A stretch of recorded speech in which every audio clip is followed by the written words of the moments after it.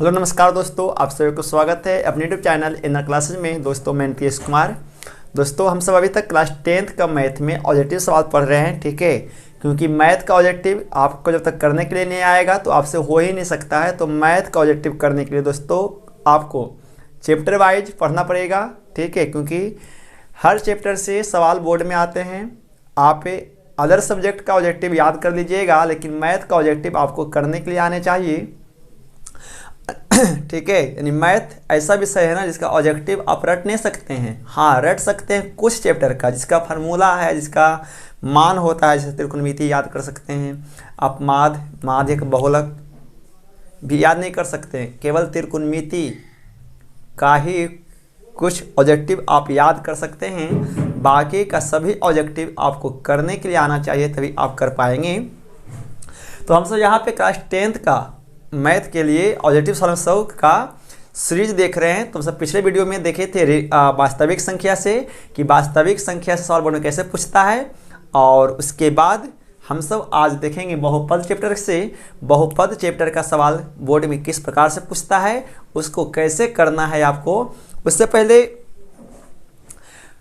हम आज ये सोचे हैं ना, या फिर और सबका कमेंट भी आ रहा है कि सर ऐसा करिए ना कि सर ऑब्जेक्टिव बताने से पहले सर ऑब्जेक्टिव का बेसिक बता दीजिए, ठीक है, कि हम किस आधार से ऑब्जेक्टिव करेंगे। उसके बाद हम आज के वीडियो में पूरे बहुपद चैप्टर से सवाल देखते हैं कि किस किस टाइप का सवाल आपसे पूछेगा बोर्ड में। उसके बाद अगले वीडियो से क्या करेंगे, सवाल लगाएंगे, सवाल यहाँ दे देंगे, और सवाल देने के बाद फिर देखेंगे कि अब उसको कैसे बनाना है, ठीक है।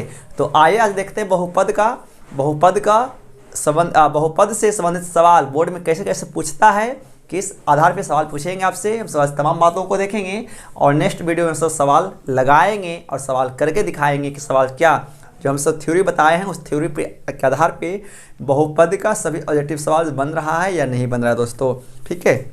चलिए, बोर्ड तो साफा दिखाई दे रहा होगा।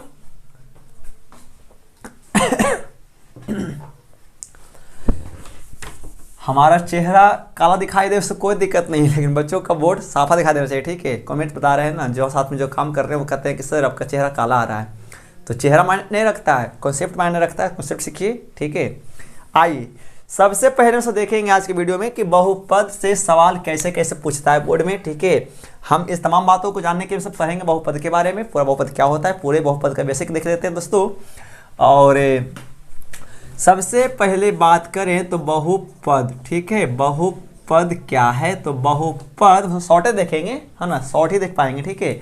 बहुपद क्या है, तो बहुपद जो है एक बीजीय व्यंजक है जो चर और अचर राशि के गुणांकों से या योग से या मानस से बनता है। इस प्रकार से दोस्तों जो कोई भी ऐसे इस प्रकार से दिया रहता है एक व्यंजक, तो हम सब इस व्यंजक को बहुपद कहते हैं, ठीक है। चलिए, ये हो गया। अब हम सब पढ़ेंगे बहुपद के। बहुपद ऐसे तो दो प्रकार का होता है, एक घात के आधार पे, एक होता है पद के आधार पे।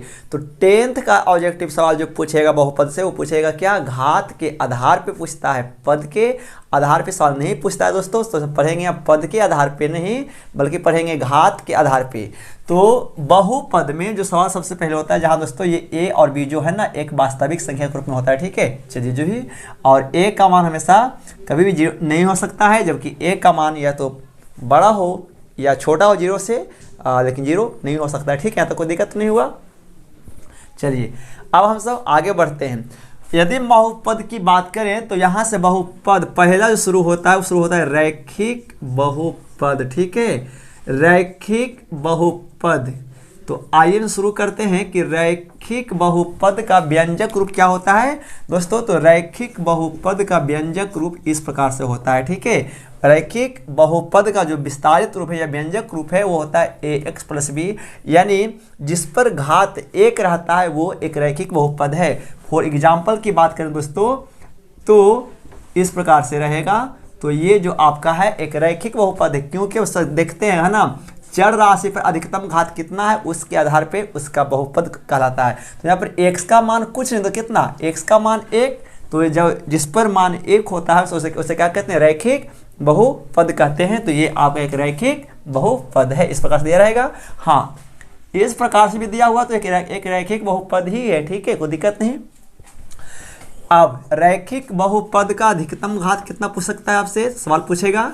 तो याद रखेंगे अधिकतम जो घात होता है वो 1 होता है, और आपको पता है जितना घात होता है उस है ना उतना ही उस बहुपद के शून्यकों की संख्या भी होता है। शून्यक कहेंगे तो उसका आंसर जब द्विघात रैखिक बहुपद को हल करेंगे तो उसका मान कितना आ सकता है, उसका एक ही मान आएगा। तो जितना घात उतना शून्यक, ठीक है। तो पूछ सकता है बोर्ड में क्या, शून्यकों की संख्या। तो याद रखेंगे रैखिक बहुपद के शून्यकों की जो संख्या कितना होता है, 1 होता है, ठीक है।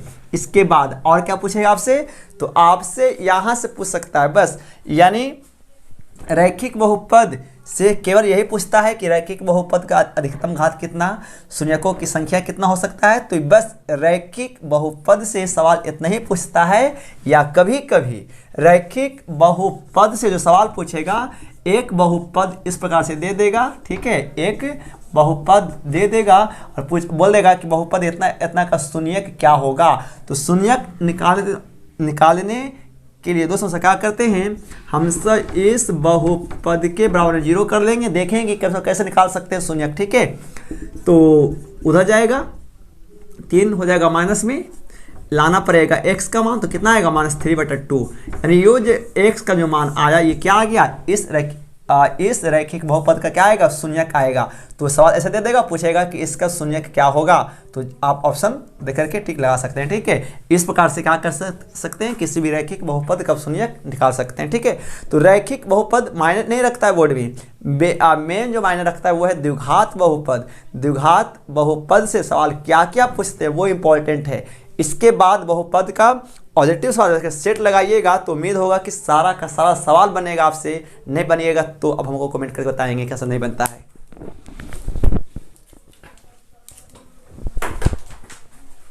ठीक है, चलिए इसके बाद तो ये हो गया कॉन्सेप्ट किसका, रैखिक बहुपद का।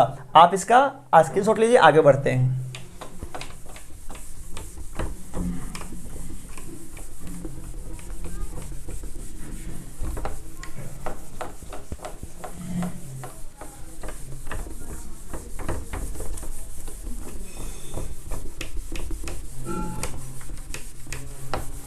चलिए, तो मेन जो बात है वो किसका, वो द्विघात बहुपद का है। द्विघात बहुपद की यदि बात करेंगे दोस्तों, क्योंकि बहुपद घात के आधार पर बहुत होता है, ये है द्विघात बहुपद। तो जो द्विघात जो बहुपद होता है, जो उसका जो व्यापक रूप है वो क्या होता है, वो होता है इस प्रकार से ax² + bx + c, ठीक है। इस प्रकार से रहता है द्विघात बहुपद का विस्तारित रूप। तो फॉर एग्जाम्पल की यदि बात कर लेंगे, तुमसे एक एग्जाम्पल ले ले, तो एग्जाम्पल में याद रखिएगा एकागो द्विघात बहुपद का जो एग्जाम्पल होने वाला है वो इस प्रकार से होगा। मान लीजिए कुछ ऐसा है, तो ये एक आपका क्या है, द्विघात बहुपद है, क्योंकि यहाँ पे अधिकतम घात कितना है, 2, तो जिस पर जितना घात रहेगा वो उतना बहुपद बन जाता है, ठीक है, ये रहेगा। हाँ, सवाल क्या पूछेगा, तो पूछेगा द्विघात बहुपद का अधिकतम घात। तो द्विघात बहुपद का अधिकतम घात जो होता है ना, वो कितना होता है, 2, मतलब जिस पर घात 2 रहेगा तो उसे क्या कहते हैं, द्विघात बहुपद कहते हैं। जब घात तो होगा तो इसके शून्यकों की संख्या भी कितना होगी, तो शून्यकों की संख्या भी कितना होगा, तो शून्यकों की जो संख्या होगा वो भी कितना होगा, 2 ही होगा, जितना घात जितना उसका शून्यक, ठीक, याद रखिएगा। फिर आपसे क्या पूछेगा, फिर आपसे पूछेगा x पर ऐसे दे देगा, ठीक है, 4 गो रहेगा ऑप्शन, बोलेगा कि इनमें से कौन द्विघात बहुपद का है ना व्यंजकीय रूप है, मतलब पूरा रूप है। तो देखिए द्विघात बहुपद में ऐसे तो करिए तो ये भी एक द्विघात बहुपद ही है, ये भी एक द्विघात बहुपद है, क्योंकि घात 2 है। लेकिन द्विघात बहुपद में 3 पद होते हैं, 1, 2 और 3। तो जिसमें 3 पद रहेगा वो उसका व्यंजकीय रूप या उसका विस्तारित रूप कहला सकता है, ठीक है। तो ये हो गया यहाँ से। फिर पूछेगा क्या, फिर एक द्विघात बहुपद दे देगा और बोलेगा बहुपद का शून्यांकों का योग बताइए। यानी एक द्विघात बहुपद है तो इसके शून्यांकों का योग कितना होगा, और फिर आपसे पूछेगा शून्यांकों का गुणनफल कितना होगा। तो यदि हम शून्यांकों का योग की बात करें, शून्यकों का योगफल, तो ठीक है, जब बोर्ड में एक सवाल द्विघात बहुपद दे देगा और इसका शून्यकों का योगफल कैसे निकालना होगा, तो आप शून्यकों के योगफल को शॉर्ट में क्या लिख सकते हैं, अल्फा + बीटा दे सकते हैं। यानी कि इसका 2 को जो शून्याक आएगा हम सब इसका एगो अल्फा मानेंगे एगो को बीटा मानेंगे, तो अल्फा प्लस बीटा का जो फार्मूला होता है वो क्या होगा, माइनस बी बटा ए, यानी एक बहुपद दे देगा, बोलेगा कि निम्न बहुपद इतना इतना में शून्यकों का योगफल क्या होगा, तो योगफल निकालने के लिए अब क्या करेंगे, माइनस बी बटा ए लगाएंगे। फिर आपसे क्या पूछ सकता है, तो फिर आपसे पूछ सकता है शून्यकों का गुणनफल। ठीक है, फिर क्या पूछेगा, शून्यकों का गुणनफल पूछ सकता है। हम इसे शॉर्ट में अल्फा इंटू बीटा कहते हैं। तो फिर आप क्या करेंगे, सी बटा ए लगाएंगे, क्योंकि यहाँ पे जो ये बहुपद है इसमें ए का मान, ये हो जाएगा बी का मान और ये हो जाता है सी का मान। ठीक है, यानी ये ए का मान कितना 2, बी का मान 3 और सी का मान कितना -4।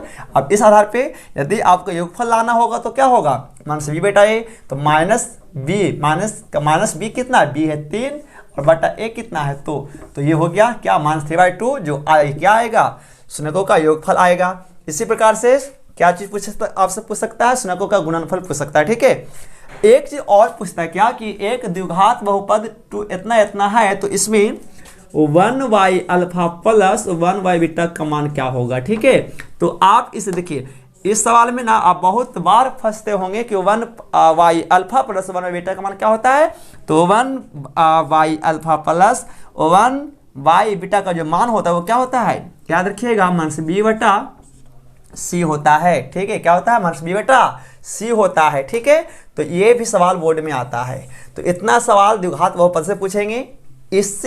इसके अलावा एक सवाल और पूछता है आपसे, जो याद रखना है, वो क्या पूछेगा क्या, कि एक द्विघात बहुपद में है ना, एक द्विघात बहुपद का रूप बताइए। ठीक है, जिसका एक द्विघात बहुपद का रूप बताइए जिसमें शून्याङ्कों का योगफल दे देगा, शून्याङ्कों का योगफल दे देगा और शून्याङ्कों का गुणनफल भी दे देगा। ठीक है, शून्याङ्कों का क्या दे देगा, गुणनफल भी दे देगा। तो बोलेगा कि द्विघात बहुपद क्या होगा, तो जब आप शून्याङ्कों का योगफल दे दे और शून्याङ्कों का गुणनफल दे दे, तो आप इससे एक बहुपद की रचना कर सकते हैं।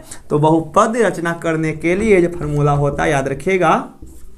ठीक है, ये किसके लिए हम बता रहे हैं यहाँ पर, हम बता रहे हैं यहाँ पर द्विघात बहुपद के लिए। तो याद रखिएगा, इसका फार्मूला होता है x² minus alpha plus beta into x plus alpha into beta. ठीक है, आप इस पर क्या कर सकते हैं कि जब आपको शून्याङ्कों का योगफल और गुणनफल दे देगा, तो इसके द्वारा आप एक बहुपद की रचना कर सकते हैं। ठीक है, ध्यान दीजिएगा थोड़ा सा, यहाँ लिख देते, नहीं तो जब एक अल्फा प्लस बीटा दे देगा, अल्फा इंटू बीटा दे देगा, तो आप एक बहुपद की रचना कर सकते हैं, जो होता है क्या, x² minus alpha plus beta into x plus alpha into beta. इससे आप क्या कर सकते हैं, एक द्विघात बहुपद की रचना कर सकते हैं दोस्तों। ठीक है, तो यहाँ तक हो गया। हाँ, त्रिघात बहुपद भी होता है, वो बताएंगे जब सवाल करा देंगे ना, तो उससे आप सीख लीजिएगा। बहुपद से इतना सवाल ज़्यादा बोर्ड में नहीं आएगा, उम्मीद रखिए। ठीक है, इतना आधार पर यदि थ्योरी देख लेते हैं आप और जाकर सेट मारिए, पूरा का पूरा द्विघात बहुपद का सवाल बनेगा। ठीक है, और पूछता कभी कभी है कि इनमें से कौन एक बहुपद है, बता देंगे जब सवाल कराएंगे तो। ठीक है, तो चलिए, तब तक के लिए नमस्कार, मिलते हैं अगले वीडियो में। थैंक्स फॉर वॉचिंग, जुड़े रहिए इन क्लासेस के साथ।